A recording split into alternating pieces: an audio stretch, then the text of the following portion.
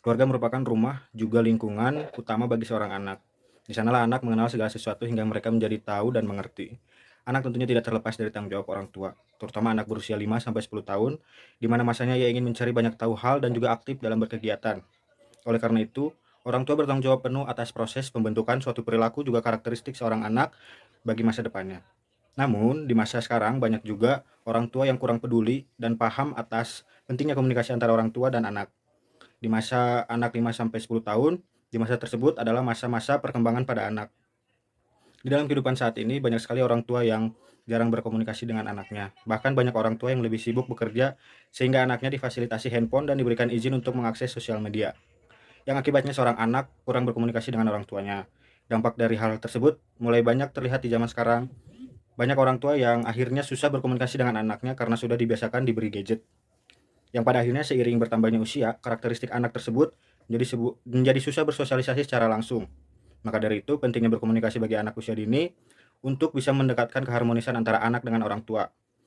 Keterbukaan anak pada orang tua mampu menaikkan kemampuan berbahasa dan berpikir. Berdasarkan latar belakang di atas, maka penulis tertarik untuk meneliti bagaimana hubungan komunikasi orang tua dengan anak di TK Merdeka khususnya yang dituangkan dalam makalah berjudul Hubungan Komunikasi Antara Orang Tua Terhadap Perkembangan Karakter Sosial pada Anak di TK Merdeka tahun ajaran 2021-2022. Yang kedua, ada rumusan masalah. Yang pertama, hubungan komunikasi seperti apa yang banyak dilakukan oleh orang tua dengan anaknya di TK Merdeka. Yang kedua, apakah banyak orang tua yang peduli terhadap hubungan komunikasi yang membentuk karakteristik anak? Yang selanjutnya ada tujuan masalah. Yang pertama, mengetahui bagaimana hubungan komunikasi yang banyak dilakukan oleh orang tua dengan anaknya di TK Merdeka. Yang kedua, mengetahui seberapa banyak orang tua yang peduli terhadap hubungan komunikasi yang membentuk karakteristik. Hubungan komunikasi antara orang tua dengan anaknya di TK Merdeka.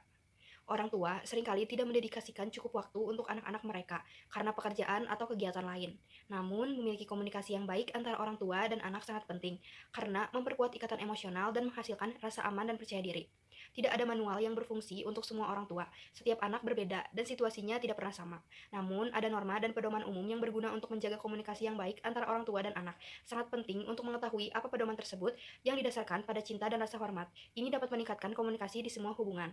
Hubungan orang tua dengan anak sangat penting. Contoh kecilnya, berbicara yang baik membantu anak memiliki rasa harga diri yang kuat, hubungan yang baik dengan orang lain, dan kepribadian yang sehat. Selain itu, memungkinkan orang tua dan anak untuk mengekspresikan perasaan dan apa yang mereka pikirkan tanpa takut ditolak. Hubungan komunikasi yang terjalin antara orang tua dan anak di TK Merdeka berjalan dengan baik, sehingga membuat hubungan orang tua dan anak lebih menyenangkan. Sebaliknya, jika hubungan tidak berjalan dengan baik, maka hasilnya pun tidak menyenangkan. Komunikasi yang baik juga dapat mempererat hubungan anak dengan orang tuanya. Apakah banyak orang tua yang peduli dengan komunikasi mampu membentuk karakteristik anak? Peran orang tua dalam membentuk karakteristik anak sangatlah penting. Pada dasarnya, banyak orang tua yang sangat khawatir akan karakter anaknya di masa depan. Pastinya semua orang tua akan memberikan yang terbaik bagi anaknya. Contohnya, disiplin sejak usia dini akan menjadi bekal bagi anak di masa depan. Karakternya akan terbentuk jika sejak kecil sudah diterapkan seperti itu. Itu semua akan terbentuk bila komunikasi antara orang tua dengan anak terjalin dengan baik. Sebaliknya, jika karakter anak tidak sesuai dengan yang diharapkan, maka ada yang salah dalam pembentukannya. Faktor terbesar adalah komunikasi diantaranya tidak terjalin dengan baik. Karakter yang baik adalah cita-cita semua orang tua, namun tidaklah mudah dan tidaklah instan dalam membentuknya. Perlu usaha dan keseriusan. Komunikasi yang dilakukan tidak perlu keras kepada anak, cukup pelan-pelan saja namun disertai contoh dari orang tuanya. Komunikasi yang dilakukan terlalu keras itu tidak baik dalam pembentukannya, karakter justru akan berlawanan dengan yang diharapkan. Anak yang dididik terlalu keras cenderung akan bersikap keras juga kepada orang tua di sekitarnya.